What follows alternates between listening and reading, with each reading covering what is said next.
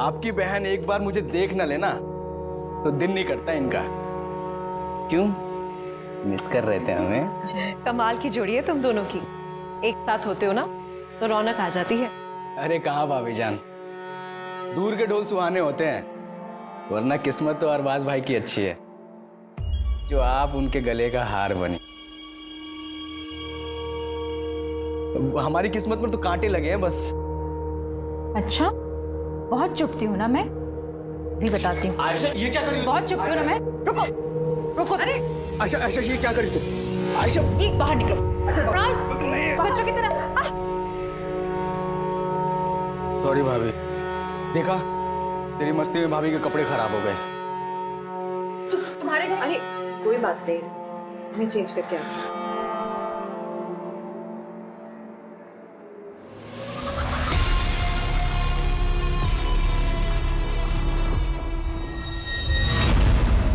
हाँ मम्मी, हाँ बस ऑफिस से निकल गई हूँ। ध्यान से आना। मम्मी आप ज्यादा टेंशन मत लीजिए। अच्छा मम्मी एक बात बताना, वो राजन मेरा लैपटॉप रिपेयर करके दे गया? नहीं, तेरा लैपटॉप तो नहीं आया। अरे कितना बड़ा झूठा है, मुझसे तो कह रहा था दोपहर तक रिपेयर करके घर पहुंचा दूंगा। चलो मैं जाके देखती हूँ। भैया समता नगर। हाँ।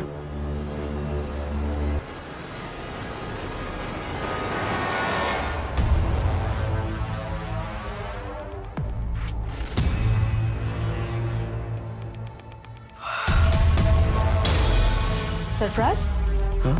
इतनी रात में क्या कर रहा है? कुछ भी नहीं, नींद नहीं आ रही थी तो पुरानी यादें ताजा कर रहा था। पुरानी यादें लैपटॉप में? आयशा ये क्या कर रही हो तुम? मैं शादी की वीडियो देख रहा था यार अपनी। आज तो हमारी शादी की वीडियो देख रहे थे ना, मैं भी देखती हूँ। तुम बिल्कुल ही पीछे पड़ जाती हो। शादी का वीडियो देख रहे थे या किसी की सुहागरात? कुछ भी। हाँ अच्छा, ये सब बोल के मूड बनाया जा रहा है ना, फैमिली प्लानिंग है ना। छोड़ो सरफराज, जब भी तुम्हारे पास आने की कोशिश करता हो तुम दूर कर देती हो मुझे। क्यों? मां नहीं बनना है या फिर बोर हो गई हो तुम मुझसे? तुम ना एकदम टू मच हो। चलो जल्दी से स्माइल दो। चलिए फिर।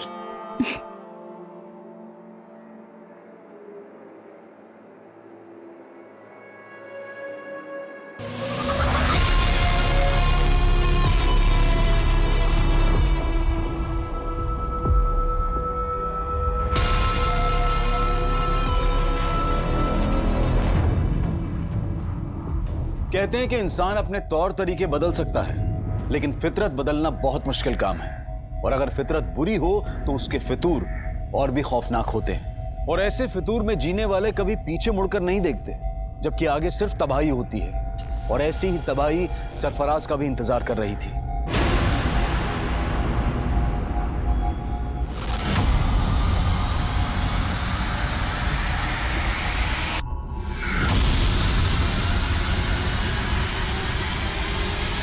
नहीं मरा था जो इंसानी दिमाग से सोचने समझने की ताकत छीन लेता है। मरने वाला सरफराज भले ही बदनाम था, लेकिन मारने वाला एक अरसे तक गुमनाम था। यह एक ऐसा मर्डर केस था जिसको हेडलाइन तब मिली जब एक और इंसानी फितूर गुनाह के पांव पसार रहा था।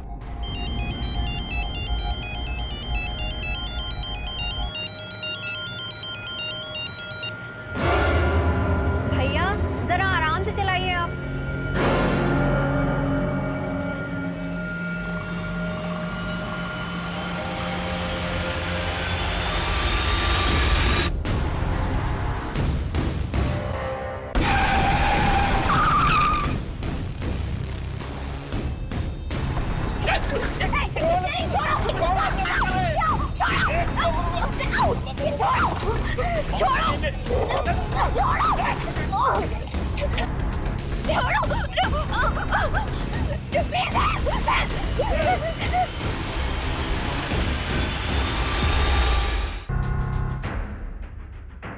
कुछ पता चला दीप्ति का? नहीं, वो राजन की दुकान पर अपना लैपटॉप लेने नहीं पहुंची और उसके ऑफिस वालों से भी कुछ पता नहीं चल रहा।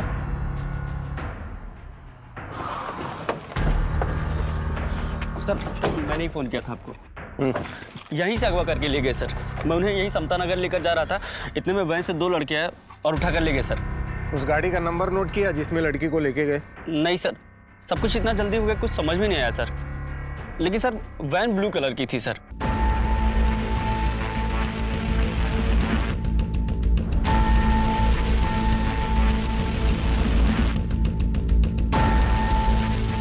दीप्ति किडनैपिंग केस देखते ही देखते इतना बड़ा बन गया था कि केस तुरंत क्राइम ब्रांच को सौंप दिया गया।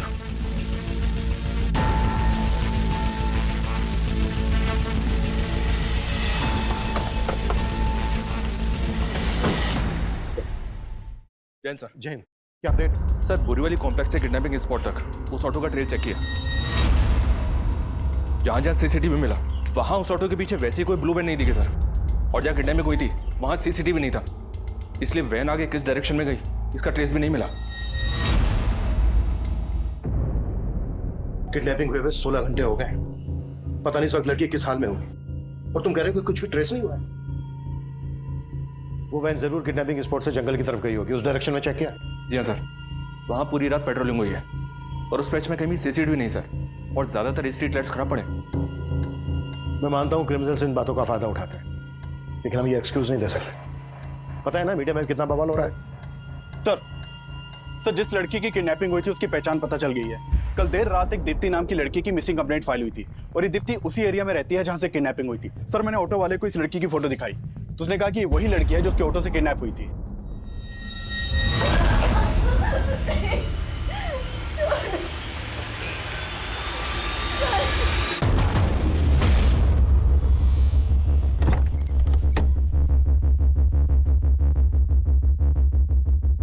अरे लेकिन कुछ तो पता कीजिए, 2 दिन हो गए उससे गायब हुए हुए। आप मैं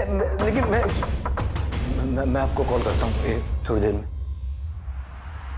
क्या दीप्ति किडनैप हुई है? आपको किसी तरह की कोई फरौती का कॉल आया?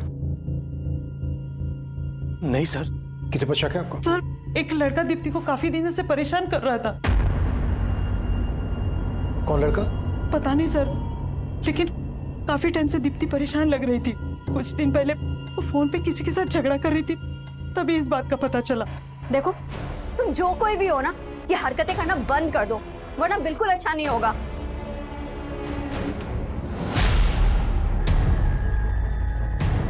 क्या बात है बेटा, किससे बात कर रही थी? मालूम नहीं मम्मा कौन है, आए दिन मुझे ब्लैंक कॉल करता रहता है, और आजकल तो मेरा पीछा करना भी शुरू कर दिया है। और मम्मा आज तो उसने हद ही कर दी। मतलब इतना सब कुछ दीप्ति के साथ हो रहा था, तो आप लोगों ने पुलिस कंप्लेन क्यों नहीं की? यही गलती हो गई सर, पता नहीं था कि दीप्ति के साथ। प्लीज सर, प्लीज उसका पता कीजिए सर। देखिए हम पूरी कोशिश कर रहे हैं, ये काम है हमारा। आप लोगों ने कल दीप्ति को आखिरी बार कब देखा था? जी कल सुबह जब ऑफिस जा रही थी। कहाँ ऑफिस है दीप्ति का? जी बोरीवली में एबल कंप्यूटर्स नाम की कंपनी है, वहीं पर सेल्स एग्जीक्यूटिव है। ऑफिस से निकलते वक्त उसने अपनी मम्मी को फोन भी किया था। अच्छा मम्मी एक बात बताना, वो राजन मेरा लैपटॉप रिपेयर करके दे गया? नहीं, तेरा लैपटॉप तो नहीं आया। अरे कितना बड़ा झूठा है, मुझसे तो कह रहा था दोपहर तक रिपेयर करके घर पहुंचा दूंगा। चलो मैं जाके देखती हूँ। दीप्ति रात को 9 बजे तक घर ही नहीं पहुंची, फिर उसका फोन भी बंद आने लगा। मैं राजन की दुकान पर गया पूछने के लिए, तो वो कहने लगा कि दीप्ति वहां भी नहीं पहुंची। ये राजन की शॉप कहाँ है? हाँ सर, दीप्ति मैडम मेरी पुरानी कस्टमर है, उन्होंने अपना लैपटॉप ठीक करने के लिए मुझे दिया था। राजन भाई, अरे ये लैपटॉप चेक कर लेना, आजकल बहुत हैंग कर रहा है और इसमें वाईफाई का सिग्नल भी नहीं शो करता है। अरे मैडम 2 मिनट में चेक करके बताता हूँ प्रॉब्लम क्या है। आप बैठो ना, बैठो इधर। मैडम के लिए कोल्ड ड्रिंक लेके आ जल्दी। नहीं राजन भाई, मुझे ना बहुत लेट हो रहा है, आप इसको सही करा के ना घर पहुंचा देना बस। आप इसे भी रखो और पहुंचा देना आप, ठीक है? अरे मैडम 2 मिनट में देख। कल शाम 7 साढ़े 7 बजे उनका फोन भी आया था मुझे।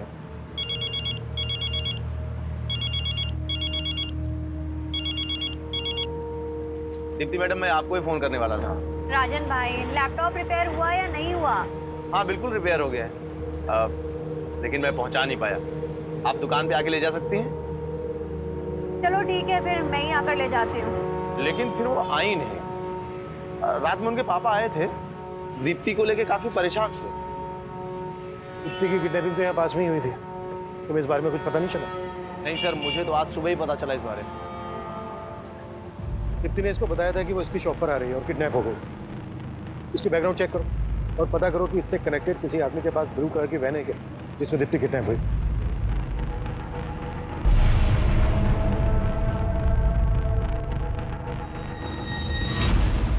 दीप्ति के पेरेंट्स ने बताया था कि कोई लड़का दीप्ति को ब्लैंक कॉल करता है, स्टॉक करता है। दीप्ति के कॉल रिकॉर्ड से स्टडी करो और जहां जहां दीप्ति का आना जाना था वहां सीसीटीवी फुटेज चेक करो।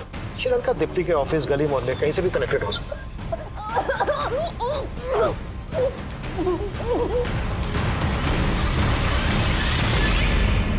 अरे भाई साहब, कमाल करते हैं आप भी। इतना सब कुछ हो गया, आपने बताया भी नहीं क्योंकि लड़का दीप्ति को परेशान कर रहा था। अब इतने गैर और इतने पराये हो गए हैं हम। बस जय,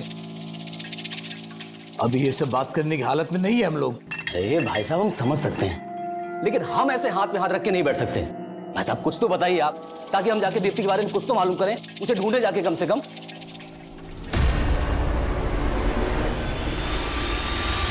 दीप्ति के किडनैपर्स तक पहुंचने के लिए दीप्ति के ऑफिस, घर, मोहल्ले हर जगह पूछताछ की जा रही थी, लेकिन दीप्ति को सही सलामत ढूंढने की पुलिस की कोशिश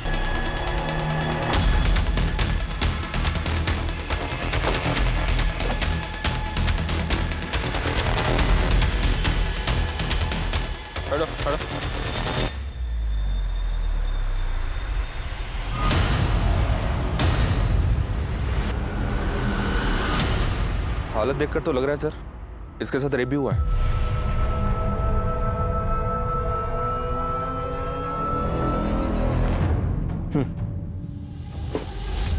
ये जगह किडनैपिंग लोकेशन से 7-8 किलोमीटर दूर है।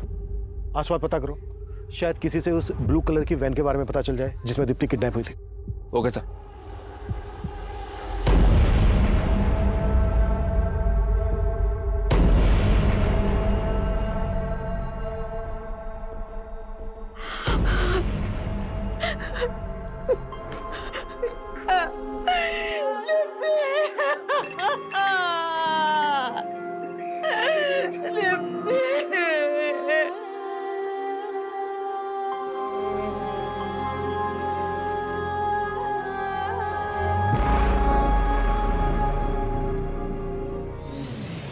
इस लड़के को जानते हैं आप लोग? नहीं सर, क्या इसी लड़के ने?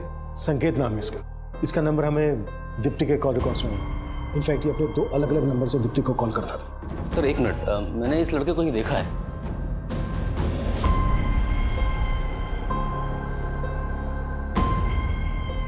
हाँ सर, इस लड़के को मैंने दीप्ति के साथ देखा था। दीप्ति बहुत गुस्से में लग रही थी। जब मैं वहां पहुंचा तो लड़का चला गया वहां से। दीप्ति, क्या हुआ? निकलो यहाँ से तुम। कौन था ये? दीप्ति ने तो कुछ नहीं बताया। हो सकता है कि ये वही लड़का हो जो उसको स्टॉक कर रहा था। जब इस लड़के को दीप्ति के साथ देखा था आपने, कब की बात है? काफी समय पहले थे। कहाँ देखा था? दीप्ति के ऑफिस के बाहर। सर मैंने कुछ नहीं किया दीप्ति के साथ, वो मेरी अच्छी दोस्त थी इसलिए फोन करता था उसको। वो भी 2 नंबर से स्टॉक करता था उसको, पीछा करता था उसका? नहीं सर, मैं उसको स्टॉक क्यों करूंगा सर, वो मेरी बहुत अच्छी दोस्त थी, बल्कि मैं तो उसके साथ शादी भी करना चाहता था। अच्छा, तो बात यहाँ तक पहुँच गई थी? सर मैं झूठ नहीं बोलूंगा, मैं जिस कंपनी में जॉब करता हूँ उनको दीप्ति की कंपनी कंप्यूटर सप्लाई करती है, इस वजह से हमारी फोन पर बातें होती थी। उसके बाद हम दोनों एक दूसरे को पसंद भी करते थे। ये लो। Thank you. यार दीप्ति, तुम इतनी इंटेलिजेंट हो, MBA भी किया हुआ है तुमने, एक कंपनी में क्यों फंसी हो? तुम्हें तो बहुत अच्छे जॉब ऑफर्स मिल सकते हैं। फंसी नहीं हूँ संकेत, मैं ना बस सही मौके का इंतजार कर रही हूँ। सही मौका मिलते ही मैं सीधा अब्रॉड। सच में? और जॉब के अलावा क्या सोचा है तुमने? मतलब? मुझे नहीं पता कि तुम कैसे रिएक्ट करोगी, but I really like you. क्या तुम भी मुझसे? सर पसंद तो वो भी मुझे करती थी, पर सर दीप्ति शादी करने के लिए तैयार ही नहीं थी। संकेत, मैंने तुम्हें कितनी बार बोला है कि मैं शादी के लिए अभी प्रिपेयर नहीं हूँ। यार दीप्ति, तुम सिर्फ अपने बारे में सोच रही हो, क्या तुम मुझसे प्यार नहीं करती? यार बार बार वही सवाल। मैंने बोल दिया, अब मुझे इस टॉपिक पर कोई बात नहीं करनी है संकेत। सर उसके बाद तो उसने मेरा फोन उठाना ही बंद कर दिया, इसलिए मैंने दूसरा नंबर लिया था और उसको कॉल करता था मैं। हेलो, अरे तुम कुछ बोल क्यों नहीं रहे हो? सर 1-2 बार उसने फोन उठाया, लेकिन मैं बात करने की हिम्मत जुटा नहीं पाया, और जब बात करने की कोशिश की तो और ज्यादा नाराज हो गई थी। हेलो। हेलो दीप्ति, कैसी हो तुम? तुम मुझे इतने दिनों से ब्लैंक कॉल कर रहे हो? नहीं नहीं दीप्ति, मैं तो बस तुम्हें बस करो, तुम्हारी फितरत ना मैं बहुत अच्छी तरीके से जानती हूँ, और अब मुझे दोबारा फोन मत करना। सर मैं तो बस उसको एक बार मिलना चाहता था, लेकिन उसका कोई जवाब ही नहीं आया। और जब तेरी ये समझ में आया कि वो तुझे अवॉइड कर रही है तो ये बात तेरे से बर्दाश्त नहीं हुई, इसलिए तूने दीप्ति को किडनैप किया और उसके बाद उसका रेप किया और मर्डर कर दी। सर क्या बात कर रहे हैं आप? मैं सच बोल रहा हूँ, मैंने उसके साथ कुछ भी नहीं किया, मैं कसम खाता हूँ। जब तुमने उस लड़के को दीप्ति से झगड़ते हुए देखा तब मुझे क्यों नहीं बताया? उस दिन तो बड़ी बड़ी बातें कर रहे थे, अब मुझसे ही पूछ रहे हो कि लड़का कौन है? अरे भाई साहब, अगर तब बता देते ना तो बड़ी मुसीबत हो जाती। अच्छा ठीक है, आज बता रहे हैं तो क्या आप सुन रहे हैं? क्या कहना क्या चाहते हो तुम? भाई साहब कहना ये चाह रहे हैं कि आप दीप्ति को अच्छी तरह से जानते थे, वो कैसी थी। अगर तब बोलते ना तो कहते कि मेरी लाइफ में ताक झांक कर रहे हो। देख लिया ना आपने, आप लोगों से कितना छुपाती थी वो। खबरदार जो मेरी बेटी के बारे में कुछ बोला तो वो अब नहीं रही है। और नहीं भाभी जी, मेरे कहने का मतलब ऐसा नहीं था। तुम्हारा सब मतलब समझती हूँ मैं। मुझे ये बताओ कि तुम दीप्ति के ऑफिस के पास क्या करने गए थे? सर दीप्ति की पोस्टमार्टम रिपोर्ट के मुताबिक पहले दीप्ति को ड्रग्स देकर बेहोश किया गया, फिर उसका रेप किया गया। ये तो दीप्ति की लाश देखकर लग ही रहा था। Cause of death suffocation.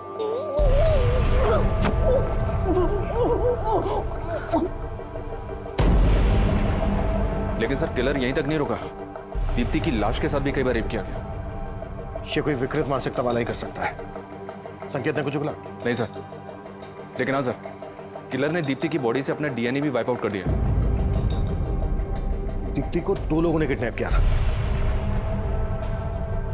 अगर संकेत दीप्ति की किडनैपिंग में शामिल है तो उसका कोई दूसरा साथी भी होगा। एक काम करो, संकेत को जाने दो और नजर रखो इस पर, और पता करो कि संकेत से कनेक्टेड किसी भी आदमी के पास ब्लू कलर की वैन है। और सर इसके अलावा राजन के बारे में एक बात पता चली है। राजन पे तकरीबन 1 साल पहले एक लड़की ने मोलेस्टेशन का चार्ज लगाया था। केस स्ट्रॉन्ग नहीं था इसलिए छूट गया। इसे देखकर ही लग रहा था कि आदमी ठीक नहीं है। लेकिन सर फिलहाल इसके बैकग्राउंड में ऐसा कोई नहीं मिला है जिसके पास कोई ब्लू कलर की वैन हो। 1 मिनट। हाँ अभिषेक बोलो।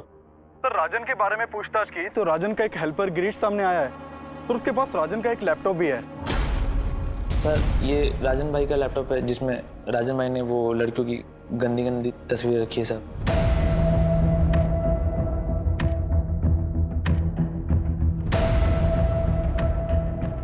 ये लैपटॉप तुम्हारे पास कैसे आया? साहब वो राजन भाई क्या, मैं बहुत सालों से काम करता था साहब, और पिछले 3-4 महीने की पगार वो मेरी लटका के रख रहे थे, और जब मांगने गया तो सब धक्का मार के बाहर निकाल दे रहे थे साहब। नहीं देता पगार, चल निकल यहाँ से, चल निकल। तो गुस्से में आके मैं लैपटॉप उठा के भाग गया साहब। ये लैपटॉप में जो लड़कियां कौन है ये? सर वो मालूम नहीं सर मुझे। राजन का दीप्ति को लेकर कैसा बिहेवियर था? साहब राजन भाई तो थोड़े अयास हैं साहब, मैंने साहब को बताया था साहब, और दीप्ति मैडम को लेके उनकी नज़र कुछ ठीक नहीं थी साहब। ठीक है जाओ तुम। Thank you sir, thank you. Deepti के साथ जिस तरह से रेप किया गया उससे तो यही लगता है कि ऐसी मानसिकता वाला आदमी ऐसा कर सकता है। चेक करो, हो सकता है इसमें दीप्ति के भी फोटोग्राफ्स हो, और राजन को लेके आओ। सर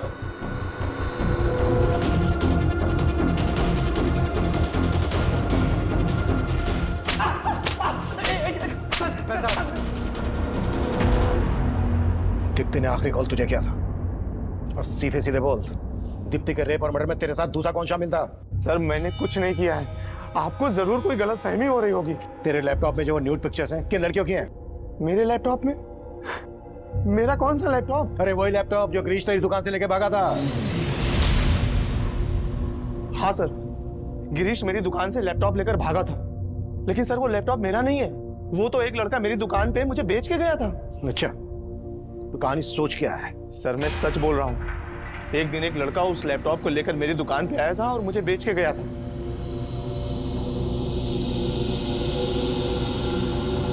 ₹2000 मिलेंगे इसके? ठीक है, दो जल्दी। सर वो लैपटॉप बेचना चाहता था, मैंने ₹2000 में खरीद लिया। मैंने सोचा था कि इसको ऊंचे दाम में बेच दूंगा, मुझे नहीं पता था कि उस लैपटॉप में वो सब फोटोज हैं। कौन था वो लड़का? मुझे नहीं पता सर, वो तो मैंने पहली बार अपनी दुकान पे देखा उस लड़के को। सर मैं एक इज्जतदार आदमी हूँ। ओ इज्जतदार आदमी, सब पता किया हमने तेरे बारे में।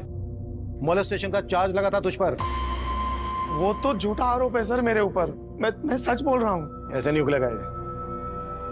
उगलवा इससे। स्टॉप। सर एक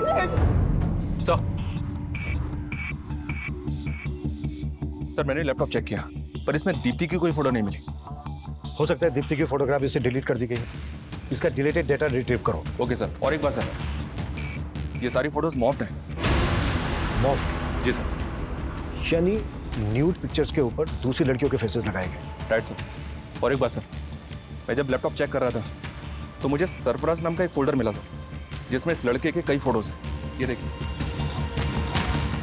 लैपटॉप से ज़्यादा कुछ तो पता नहीं चला सर, लेकिन जब मैंने लैपटॉप के सीरियल नंबर से इसके बायर का पता किया तो पता चला कि कुरला के रहने वाले सरफराज ने लैपटॉप खरीदा है सर।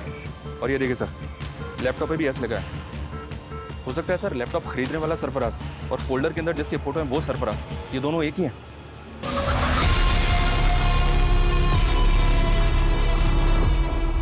पॉसिबल है।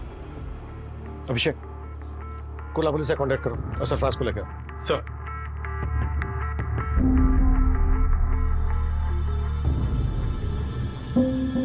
आयशा चलो घर में गरम चाय। सूरी,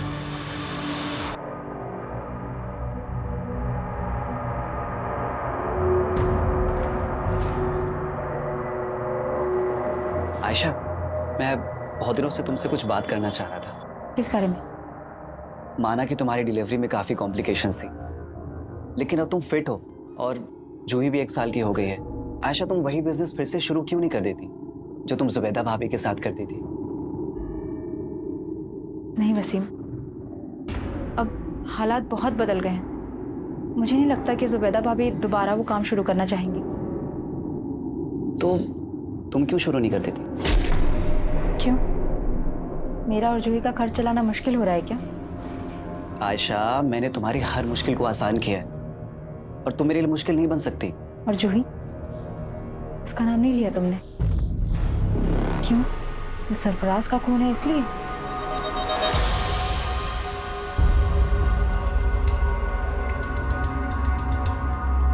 जिस लड़के ने तुझे लैपटॉप भेजा, ये वो? नहीं सर, ये वो नहीं है। स्केच बनवा सकता है उसका?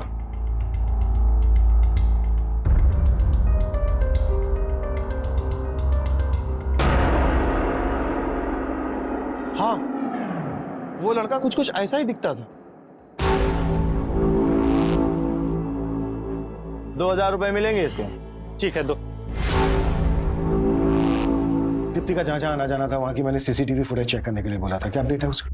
सर, हमने दीप्ति के फोन के लोकेशन के हिसाब से ऐसे कई एरियाज की फुटेज निकलवाई है, लेकिन सर फुटेज काफी ज्यादा है। फुटेज ज्यादा है तो ज्यादा आदमी लगाओ चेक करने के लिए। फुटेज में जहां जहां दीप्ति स्पॉट हुई है वहां पर उसको स्टॉक करने वाला भी हो सकता है, और वो संकेत, राजन, सरफराज कोई भी हो सकता है, या फिर ये स्केच वाला भी हो सकता है, जिसका पता लगाना है हमें। जी सर। दीप्ति की हत्या हुए अब 10 दिन बीत चुके थे, लेकिन दीप्ति के हत्यारे की तलाश में अब पुलिस को सरफराज से जुड़े ऐसे राज पता चलने वाले थे जो इस केस को और भी उलझा देने वाले थे। सर, मैंने कुर्ला पुलिस से कांटेक्ट किया तो मालूम चला कि सरफराज पिछले 1.5 साल से लापता है। लापता है?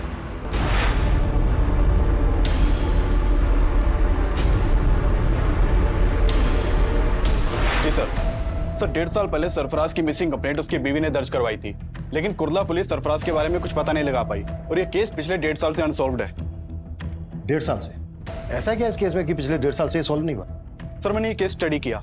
इस केस के ऊपर कुछ खास काम नहीं हुआ था, बस इस विलास नाम के आदमी के ऊपर शक जताया गया था क्योंकि इसने सरफराज को आखिरी कॉल किया था। लेकिन सर, इसके खिलाफ बाद में कुछ मिला नहीं तो इसे छोड़ना पड़ा। 1.5 साल पहले सरफराज गायब होता है और 1.5 साल के बाद ये लड़का सरफराज का लैपटॉप राजन की दुकान पर भेजता है।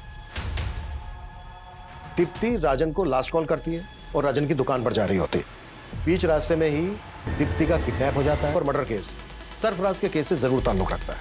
सरफराज और इस स्केच वाले लड़के के बारे में पता लगाने के लिए हमें विलास और सरफराज से ताल्लुक रखने वाले सभी लोगों से मिलना पड़ेगा।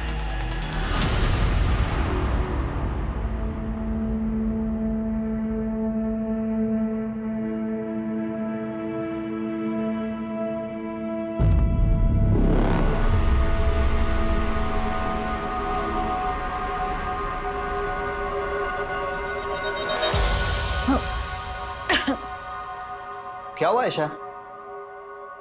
कुछ नहीं।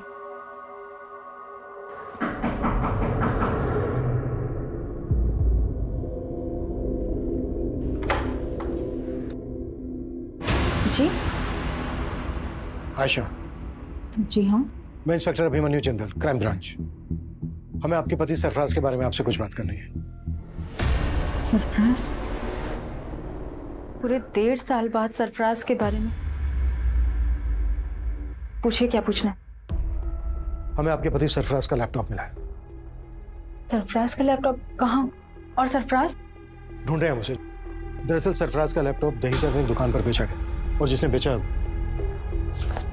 तो ये लड़का है। आप जानती हैं इसको? नहीं। सरफराज के लैपटॉप में हमें कुछ लड़कियों के फोटोग्राफ्स मिले हैं। उनके फेसेस कुछ न्यूड पिक्चर्स के साथ मॉर्फ किए गए हैं। दहीसर के जिस एरिया में सरफराज का लैपटॉप बेचा गया, रिसेंटली उसी एरिया में दीप्ति नाम की लड़की का रेप और मर्डर किया गया। जानती हैं आप दीप्ति को? कभी आपने देखा था सरफराज के साथ इसे? जी नहीं, मैं इस लड़की को नहीं जानती, लेकिन मैं इतना ज़रूर जानती हूँ कि सरफराज के लैपटॉप में बहुत सारी लड़कियों के फोटोग्राफ्स थे, लेकिन मैंने कभी किसी लड़की के न्यूड फोटोग्राफ्स नहीं देखे।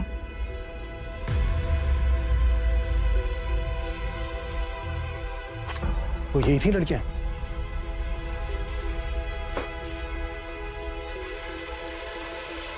नहीं, मैं इनमें से किसी को नहीं जानती, लेकिन हाँ, सरफराज से ज़रूर जानना चाहती थी कि ये लड़कियां कौन थी। कौन है ये लड़कियां? और इनके फोटोग्राफ्स तुम्हारे लैपटॉप में क्या कर रहे हैं सरफराज? अच्छा, इसीलिए तुम उस दिन अपना लैपटॉप मुझे नहीं दे रहे थे, है ना? चुप क्यों हो? बोलो सरफराज। मेरा पास्ट, तुमसे शादी करने से पहले ये सारी लड़कियां मेरी लाइफ में आई थी एक एक करके। मैं सबसे प्यार करता था। फिर मुझसे शादी क्यों की? क्योंकि मैं इन सबके प्यार में नाकाम हो चुका था। मैं नहीं चाहता कि हमारा रिश्ता नाकाम हो। इतना सब जानते हुए भी मैंने सरफराज को माफ कर दी, लेकिन वो भरोसे के लायक ही नहीं था। एक दिन वही हमें छोड़कर चला गया। लेकिन सरफराज की मिसिंग कंप्लेंट लिखवाते वक्त ये बातें तो आपने बताई नहीं। क्योंकि मुझे उम्मीद थी कि एक दिन वो लौटकर जरूर आएगा। मेरे पेट में उसका बच्चा था, लेकिन ना तो उसे मेरी परवाह थी, न ही अपने बच्चे की। अगर वसीम ना होते, ना तो आज मैं जिंदा होती, ना ही मेरी बच्ची। वसीम? आप ही वसीम हैं? जी सर, मैं वसीम, सरफराज का दोस्त। और अब हम पति पत्नी। हाँ सर, आज से 1.5 साल पहले से मैं सरफराज के कांटेक्ट में था सर। वो एक ब्रोकर था और मुझे एक प्लॉट की तलाश थी सर, और इसलिए मैं उससे मिला था। और ये बात सर मैंने कुर्ला पुलिस को भी बताई थी। लेकिन 1.5 साल बाद अब हमें पता चला है कि इस आदमी ने सरफराज का लैपटॉप दहीसर में बेचा था। क्या उस दौरान कभी इस आदमी को सरफराज के साथ देखा था? नहीं सर, मुझे ध्यान में नहीं है। शायद कभी देखा होगा सरफराज के साथ में। इसका नाम सरफराज है। ये 1.5 साल से लापता है। क्या इसको जानते हैं आप लोग? कभी दीप्ति के साथ देखा हो इसको?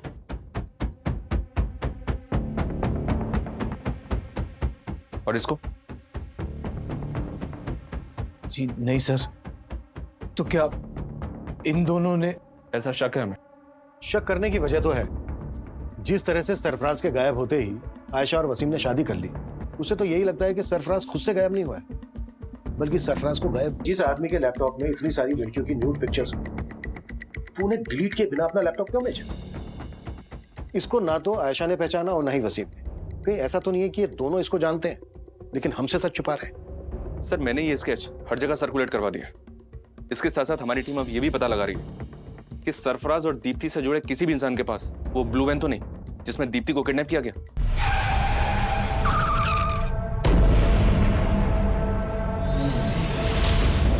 सरफराज के लैपटॉप में जितनी भी लड़कियों के फोटोग्राफ्स हैं, हमें उन सबकी पहचान पता करनी होगी। आशा का कहना है कि इन सभी लड़कियों के साथ सरफराज का अफेयर था। अगर ये सच है तो पॉसिबल है दीप्ति भी सरफराज का पास्ट। लैपटॉप का डिलीटेड डेटा रिट्रीव हुआ? फिलहाल तो नहीं सर, जल्दी हो जाएगा।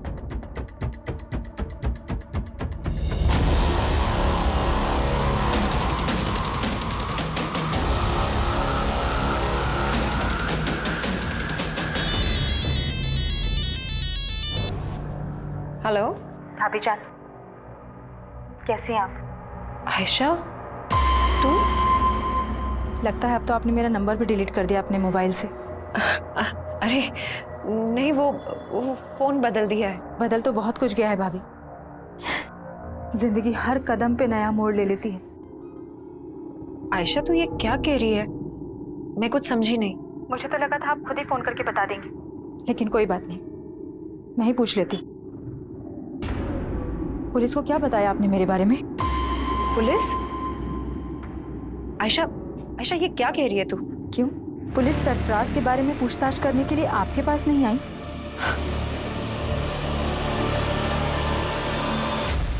सर, हमने दीप्ति के ऑफिस के बाहर की पिछले 2 महीने की कई सीसीटीवी फुटेज चेक की। उनमें से कई फुटेज में दीप्ति संकेत के साथ दिखाई दे रही है, लेकिन सर फुटेज में संकेत दीप्ति को स्टॉक करता हुआ नहीं दिखाई दे रहा है। लेकिन दीप्ति को लगता था कि कोई लड़का उसको स्टॉक करता था, पीछा करता था उसको। बाकी की फुटेज भी चेक करो। जी सर। और एक बात है सर, दीप्ति की हत्या से 2 दिन पहले उसका चाचा उसके ऑफिस के बाहर देखा गया था। मैंने और चेक किया तो पता चला कि दीप्ति का चाचा अक्सर दीप्ति के ऑफिस वाले एरिया में जाया करता था। इसके खिलाफ मिला कुछ? अनमेरिड, जॉबलेस, फ्रस्ट्रेटेड आदमी है सर। शराब की भी लत है। कुछ साल पहले तक दीप्ति के पेरेंट्स के साथ ही रहता था। दीप्ति के फादर इसकी आदतों से परेशान थे, इसलिए इसे अलग कर दिया। जयेश घर में अपना हिस्सा मांग रहा था सर, और दीप्ति घर बेचने के खिलाफ थी। हाँ सर, ये बात सही है कि जयेश चाहता था कि मैं घर बेच दूं और उसे उसका हिस्सा दे दूं। लेकिन दीप्ति ये नहीं चाहती थी कि ये घर बिके। चाचा, आप किस मुंह से अपना हक मांग रहे हैं? दीप्ति, हम दोनों भाइयों के पीछे मुड़ने की जरूरत नहीं है तुझे। क्यों? क्यों ना बोलूं? आप भूल गए जब आपको बिजनेस करना था आपने 10 लाख रुपए का लोन लिया था और आपका बिजनेस तो ठप हो गया। उसकी किस्तें किसने चुकाई? मैंने और पापा ने। तू हद से ज्यादा नहीं बोल रही है? हाँ? क्यों? आप भी हद में कहाँ रहते हैं? काम आपको आता नहीं है और नशा आपको छूटता नहीं है। अपने हद में रह जयेश, वो जो बोल रही है वो सही बोल रही है। तो आपको कभी लगा नहीं कि जयेश ऐसा कुछ? सर, माना कि जयेश से हमारी बनती नहीं है, लेकिन वो ऐसा नहीं कर सकता। ये ऐसा समझ सकते हैं सर, लेकिन मुझे किसी पे भरोसा नहीं। मेरी बेटी को किसी दुश्मन से कम नहीं समझता था वो। साहब, मुझे मालूम था भाभी जी मुझे बख्शेंगे नहीं, लेकिन मैं इतना गया गुजरा नहीं हूं कि अपनी भतीजी के साथ ये सब। तो फिर उसके ऑफिस के पास क्यों मंडराता था? दीप्ति की हत्या से 2 दिन पहले भी तू वहां देखा गया, क्यों गया था? मैं तो बस उससे मिलके बताना चाह रहा था कि मुझे मेरा हिस्सा मिल जाए और रास्ते में ना आए। काम नहीं है साहब, पैसा नहीं है। काम नहीं है, पैसा नहीं, लेकिन तेरा दोस्त उमेश तो तुझे पैसे दे रहा था ना, कर्जा दे रहा था ना तुझे, और रोज पे रोज तुझे दारू भी पिला रहा था। कहीं ऐसा तो नहीं है कि उसको खुश करने के लिए तूने दीप्ति को? पैसा कुछ नहीं है साहब, मैं सच कह रहा हूँ। जो भी है वो तो तेरा दोस्त गल देगा, और तो भी।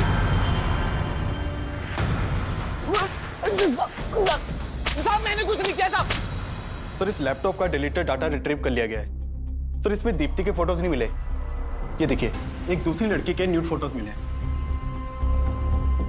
मतलब इस लड़की के फोटोग्राफ्स मॉर्फ नहीं किए गए? नहीं सर, ये फोटोज मॉर्फ नहीं किए गए, बल्कि ओरिजिनली ऐसे ही खींचे गए हैं।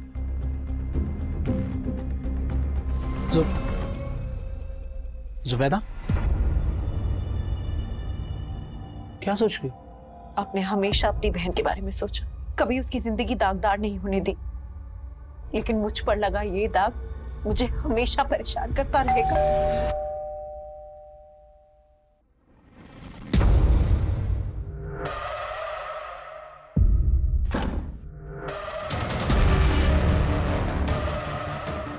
एक दूसरी लड़की के न्यूड फोटोज मिले हैं। मतलब इस लड़की के फोटोग्राफ्स मॉर्फ नहीं किए गए? आप कुछ बोल क्यों नहीं रही? सरफराज के लैपटॉप में आपके ये फोटो होने की कोई तो वजह होगी। वजह थी, सरफराज अय्याज था, गलती हमारी भी थी। मैंने बिना जाने बिना परखे अपनी बहन की शादी उसके साथ करवा दी, और उसके बाद उसको पड़ोस में ही घर दिलवा दिया। फिर वो मेरी बीवी पे ताक झांक करने लगा।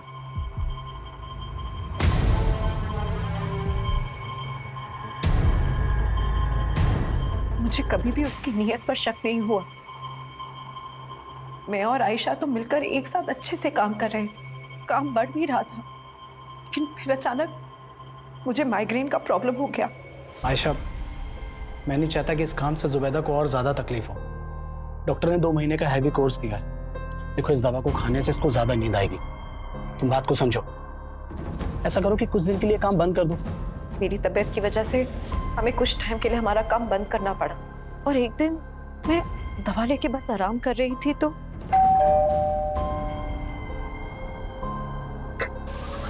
हाय भाभी। क्या हुआ? आपकी तबीयत ठीक नहीं है? नहीं, वो थोड़ा सर बहुत चकरा रहा था। अरबाज भाई कहाँ हैं? अगर आपकी तबीयत इतनी खराब थी तो मुझे बताना चाहिए था। मैं दवा के नशे में थी और फिर अचानक न जाने कैसे मेरी आंख लग गई।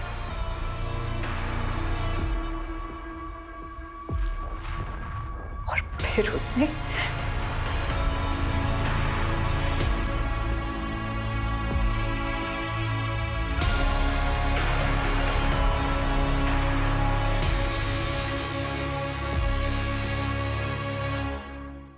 तब मुझे कुछ नहीं पता चला, लेकिन जब आँख खुली तो फिर अरबाज घर वापस आए तो मैंने उन्हें सब कुछ बता दी। मैं तो उसी वक्त पुलिस के पास जाना चाहती थी, लेकिन इन्होंने मना कर दिया। उसके बाद हम यहाँ मेरे मायके चले आए,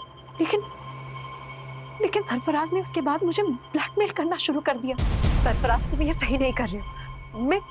मैं आयशा को सब कुछ बता दूंगी। तो बता दो, डरता नहीं हूं मैं। सरफराज, सरफराज, क्यों तू मेरी बहन और मेरी बीवी की जिंदगी बर्बाद कर रहा है? ठीक है, आप जैसा बोल रहे हो मैं वैसा ही करूंगा। बस एक रात के लिए जुबैदा को मेरे साथ छोड़ दो। चिल्ला मत। अगर मेरी बात नहीं मानी तो जुबैदा की फोटो इंटरनेट पे अपलोड कर दूंगा। सर, उसने नाक में दम कर दिया था, इसीलिए तुमने उसे अपने रास्ते से हटा दिया? नहीं, इसकी मदद से? नहीं सर, हम इसे नहीं जानते सर। जुबैदा और अरबाज सस्पेक्ट नजर आ रहे थे, लेकिन सरफराज के साथ क्या हुआ होगा इसको लेकर पुलिस नतीजे तक नहीं पहुंच पा रही थी और उन्हें उस आदमी की तलाश थी जिसने सरफराज का लैपटॉप राजन को बेचा था। वहीं जुबैदा के अलावा सरफराज के लैपटॉप में कई लड़कियों के आपत्तिजनक फोटो थे और पुलिस एक एक करके हर लड़की को आइडेंटिफाई कर रही थी, लेकिन उनमें से ज्यादातर लड़कियों का कहना था कि वो सरफराज को ठीक से जानती तक नहीं थी। पुलिस के मन में बार बार ये सवाल उठ रहा था कि 1.5 साल पुराना वो केस। सर, हमने इस फुटेज को क्लोजली एग्जामिन किया तो ये देखा, एक दो जगह और ये दीप्ति के पीछे जाता हुआ देखा। शर्मा, पता करो इसके साथ दूसरा और कौन था। जी सर। सर, मैंने कुछ नहीं किया था। सर, मैंने क्या किया सर? सब पता चल गया है हमें। तू ही दीप्ति को स्टॉक करता था, पीछा करता था उसका। और हमने तेरे उस मैकेनिक दोस्त नरेश के बारे में भी पता लगा लिया, जिसके गैरेज की ब्लू कलर की वैन में तुम दोनों ने मिलकर दीप्ति को किडनैप किया। तेरे उस मैकेनिक दोस्त ने सब कुछ उगल दिया है। बेहतर यही होगा कि तू भी उगल दे। सब राजन भाई नहीं है क्या? राजन भाई तो बाहर है। अच्छा, मेरा हार्ड ड्राइव ठीक हो गया? हाँ, वो हो गया ठीक मैडम। दो अच्छी लगती थी दीप्ति मुझे। दिन रात उसका चेहरा मेरे मन में घूमता रहता था, छूना चाहता था मैं उसको। पागल हो गया था मैं, पागल।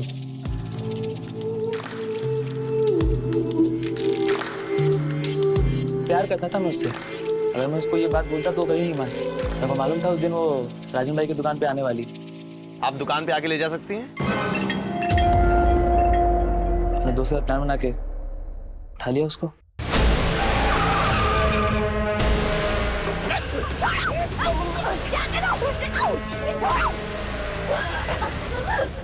जाने दो मुझे। नहीं, डरो मत दीप्ति, मैं हूँ।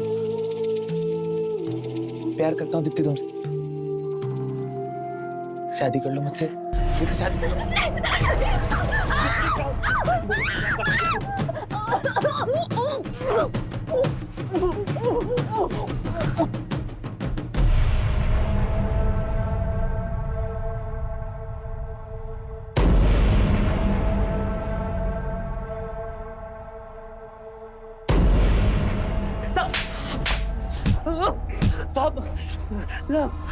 मरते दम तक तू उसका रेप करता रहा और मरने के बाद भी बोलता है प्यार करता था। 10 साले।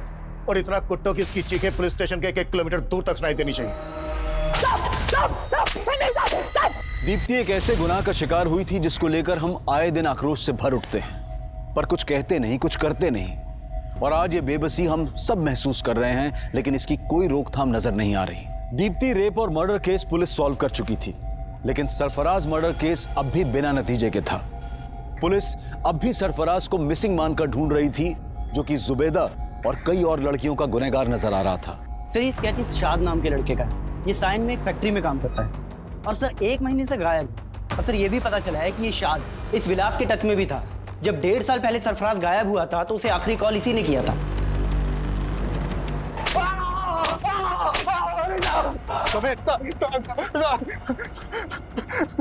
साहब मेरा दोस्त था साहब, और वो लैपटॉप मेरे स्टोर रूम में रखा हुआ था साहब।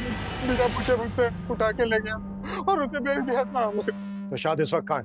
आपने उसका स्केच दिखाया था ना, मैं डर गया था साहब, मैंने उसे गांव भेज दिया। तो तूने और शाद ने मिलकर सरफराज को गायब किया था? नहीं साहब, शाद ने कुछ नहीं किया साहब। तो फिर कौन मिला हुआ था तेरे साथ? कहाँ है सरफराज, क्या किया उसके साथ?